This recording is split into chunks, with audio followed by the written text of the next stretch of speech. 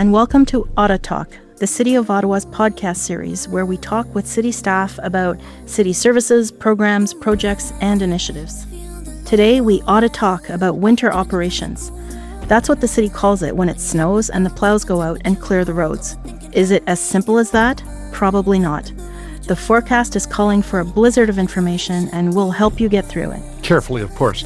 We begin and end every podcast with a local artist featured on the City Sounds playlist on SoundCloud. Today, you're listening to 613 Winters, appropriate, by Remen Kimi. You can find a link to our playlist in our show notes, and you'll hear more from Remen Kimi at the end of our podcast. One more reason to stay until the end.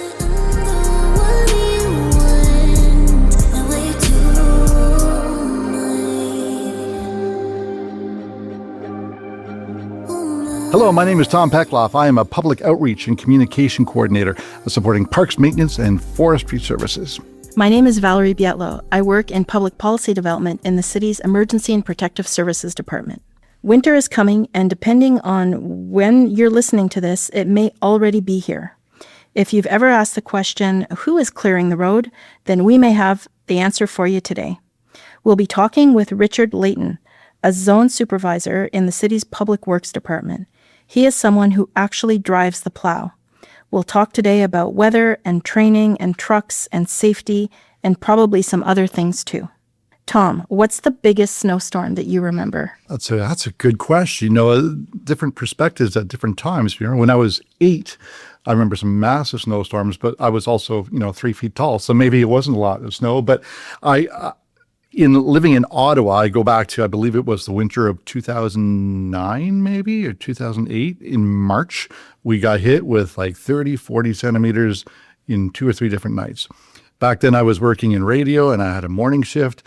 I backed out of my driveway and I realized, okay, great, I can back out of my driveway, but I can't go anywhere because the ridges were so high because there just wasn't time to remove the snow because we got so much. So, it all worked out. I called one of my colleagues who was on his way from Canada, picked me up. We went in, everything was fine. But I'll never forget that moment of like, oh, now what do I do?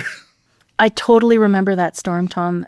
At that point, my kid was still little, and our snowbanks were so high that he was actually skiing down them. And he learned a lot of balance that winter. So it was, from our perspective, it was a good thing. All right, well, before we get started, we have a few housekeeping notes.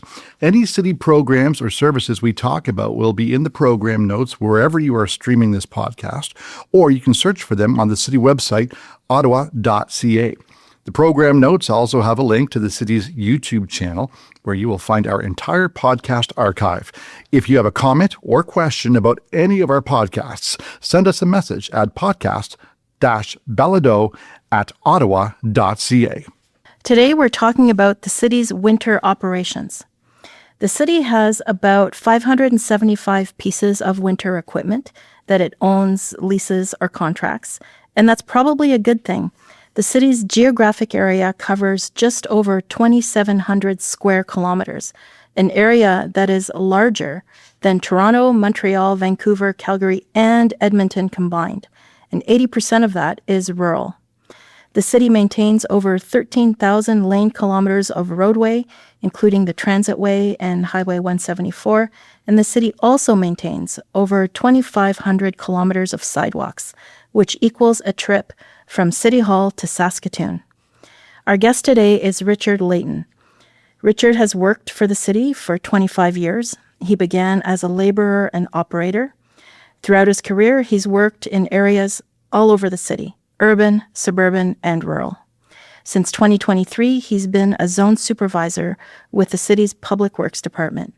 Welcome to OttaTalk, Richard. Hey, thanks for having me. I want to ask you a bit about your experience. I understand that you have driven graders, loaders, backhoes, excavators, grade-alls, farm tractors, sidewalk machines, combination plows, boom trucks, roadways, and 4x4s. You are a guy who likes to drive big vehicles. Yeah. Heavy equipment is kind of that's my happy place. I grew up around it, working on farms. My dad was a heavy equipment mechanic. So we always had something around to kind of play with or get in. So yeah, just real early got really interested in. I mean, lots of kids do. I was playing big toys, and we just have. I now use bigger sandbox. That sounds awesome. So do you have a favorite vehicle? Yeah, an excavator is the biggest machine for me, and I have the most fun. And it takes a lot of skill to be really good with it. So yeah, it's my favorite by far. Right on. Now, Richard, is it true that you were a co-host on an ATV adventure television show called Dirt Tracks TV? Yeah. My best friend and I, we grew up together. He got hooked up with a company doing a snowmobile TV show, and the owner of the company decided to branch out into ATVs. So I got brought on as kind of the technical expert for, installing new parts and new toys and kind of going through the new machines. So, yeah, we did that for a few years. Aired on TSN. Got to ride in some pretty amazing places, like everything from Newfoundland to the foothills of the Rockies, West Virginia, Louisiana. Those kind of the most memorable ones. That's fascinating. I think we're looking for podcast hosts. I'm just throwing that out there. So what inspired your lifelong love affair with heavy machinery?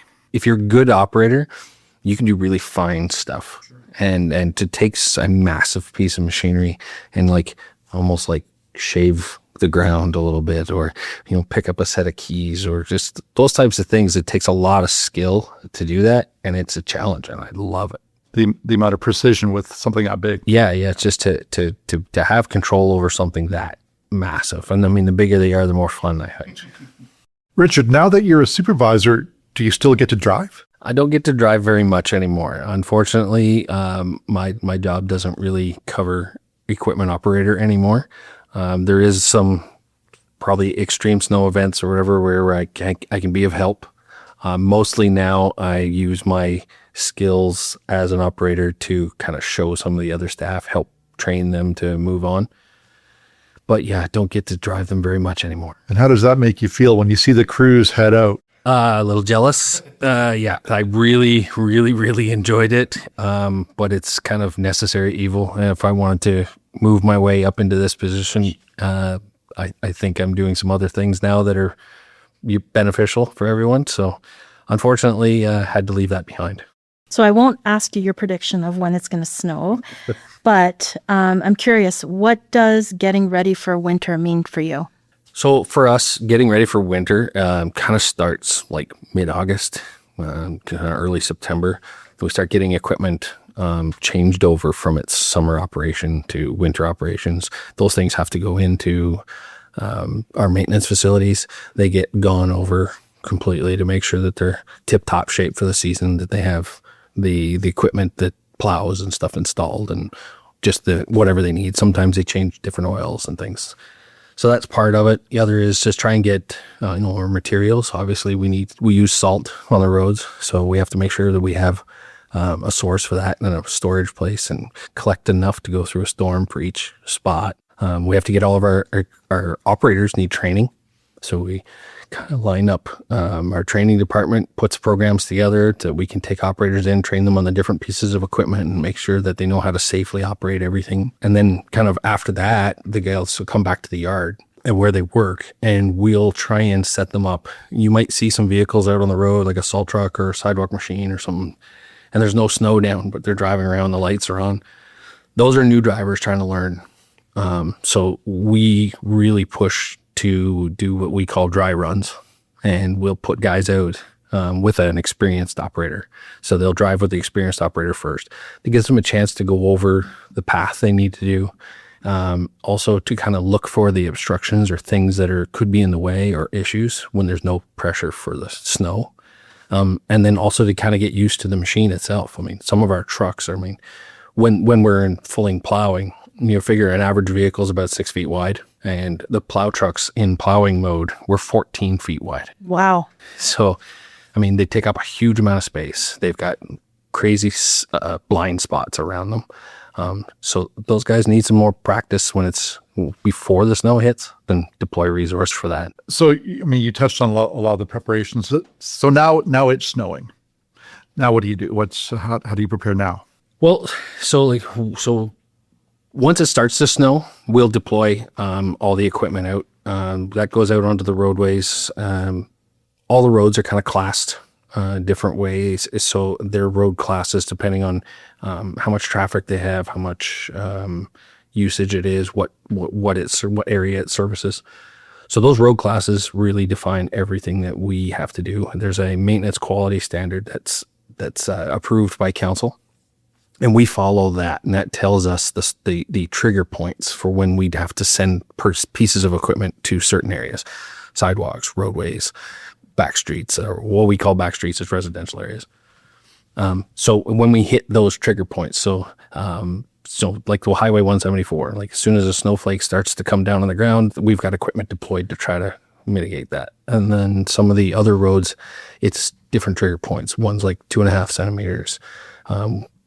Residential streets won't be till 7 centimeters is when we start to work on those. So how do you know what the road conditions are like on a given day? So we have a bunch of tools that we use for checking road conditions. The biggest one is being road patrols. Myself and other staff, we're all out on the road actually driving around. When a snow event or any kind of weather event is predicted, we try to get as close to the time we're on the road actually checking. The trucks have sensors inside them that give us pavement temperature, air temperature, dew point, but a couple of other things, and we use all of that to determine when we need to deploy as well. We'll actually physically get out and measure if there's snowfall, how much snowfall there is there. We also have a bunch of electronic stuff where the city has these, we call them RWIS stations. And they're basically little towers across different points of the city that have all kinds of, they're like little weather stations. So they'll have, air temperature, precipitation, they actually have sensors in the road that tell us what the road temperature is. And then some of them are buried even deeper that tell us what the temperature of the ground under the road is. And so we gather that information, and the City of Ottawa has a weather service that provides us 3 times a day, an updated service that's really specific to every area of the city.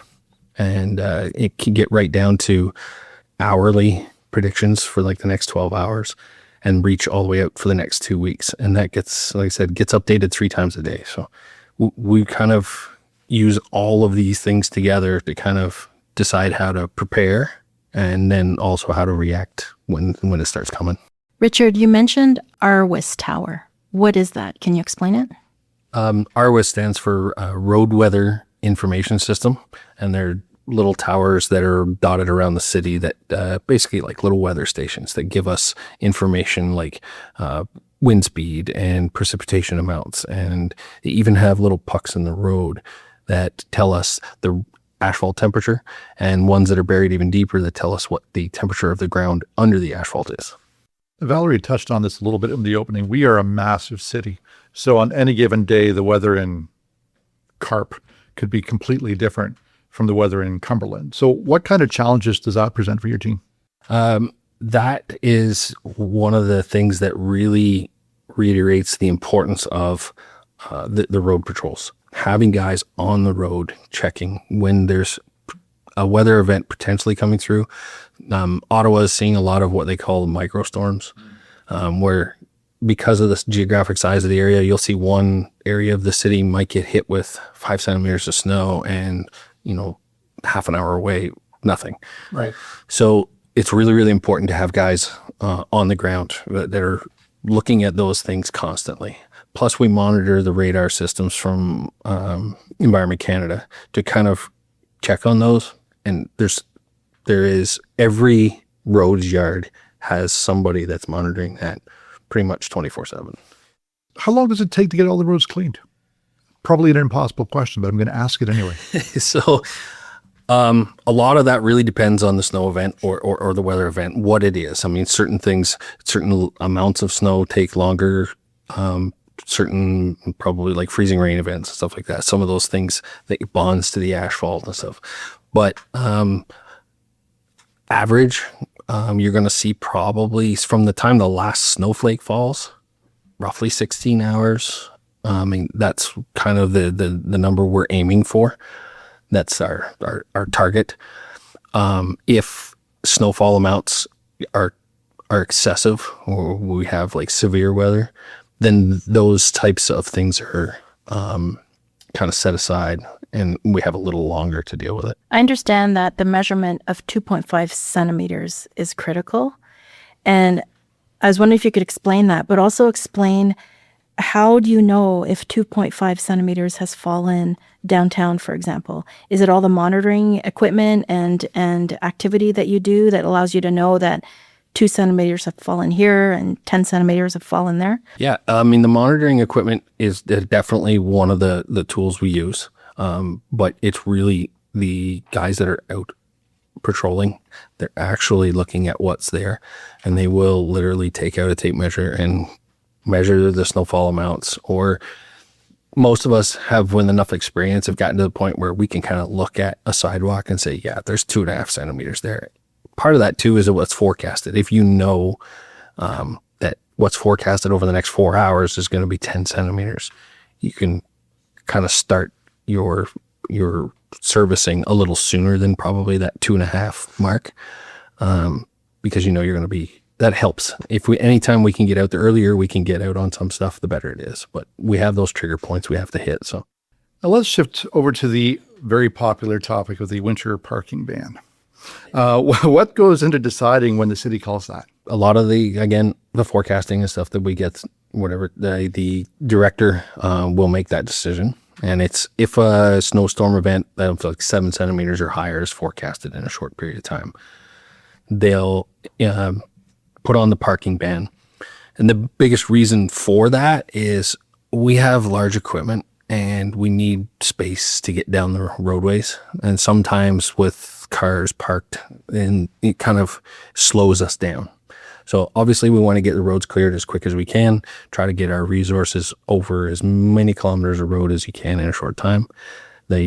Having cars off the road during those heavy snow events, it just speeds up the production and keeps roads safe for everybody. Yeah, and for anyone who's been dinged with tickets, how does the parking ban work? When does it start? What are the hours? I believe that when they start them, the day shift one is from 10 a.m. to 7 p.m. and then overnights will be from 7 p.m. to 7 a.m. We were talking about how large an area the city has, and we were talking about lane kilometers. And not everyone might know what a lane kilometer is, and I know it's a term that we use a lot here at the city. So can you explain what that is?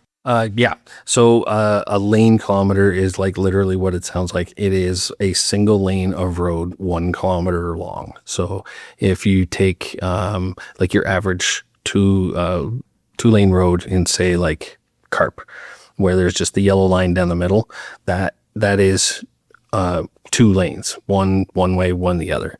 But if you take something like Baseline Road, that road has actually 4 lanes. But we also have to consider that at all the intersections, those turning lanes and stuff are all considered a lane. So for whatever those lengths are, that's one section of road could be 5 lanes wide. So everything we do is determined on by servicing each lane. So we have to include all of those extras. Okay, makes sense. That's a lot of lanes. Yeah.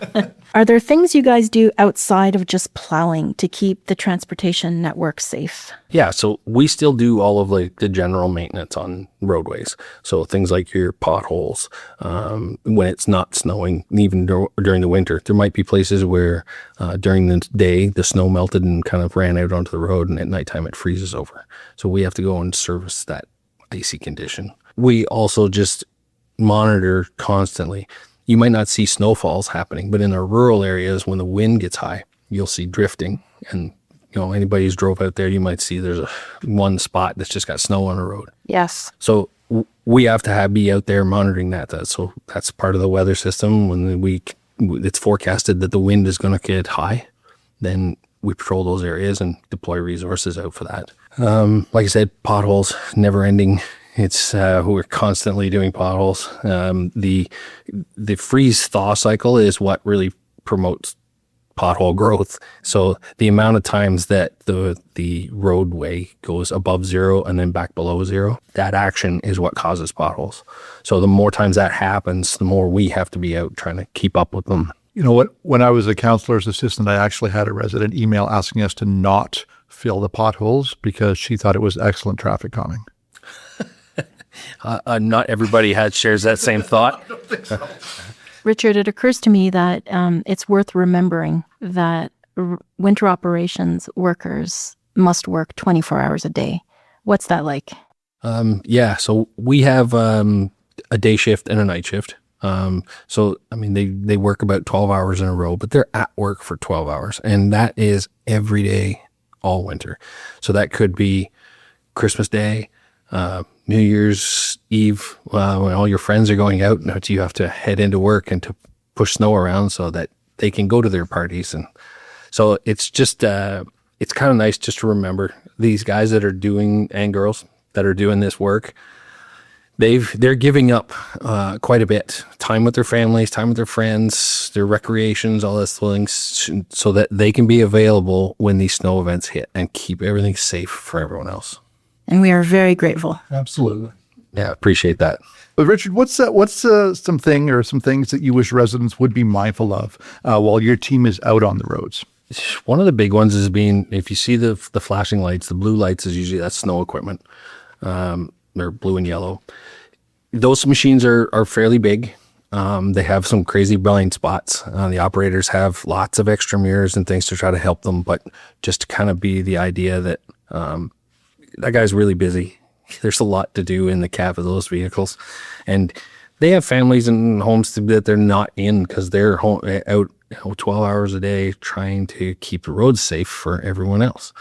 So, just kind of cut them a little break, give them a little slack. They're trying to do their best to make things safe for you. Just give them a minute or so. And that'd be the biggest help for us. Yeah, 100%.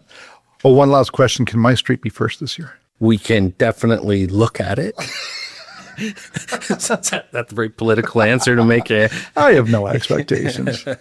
Yeah. Richard, thanks so much for being here today. No, thank you much for having me. I really appreciate it. This is the end of the podcast, but not the end of the conversation. Remember to visit ottawa.ca for more information about the programs you heard about here.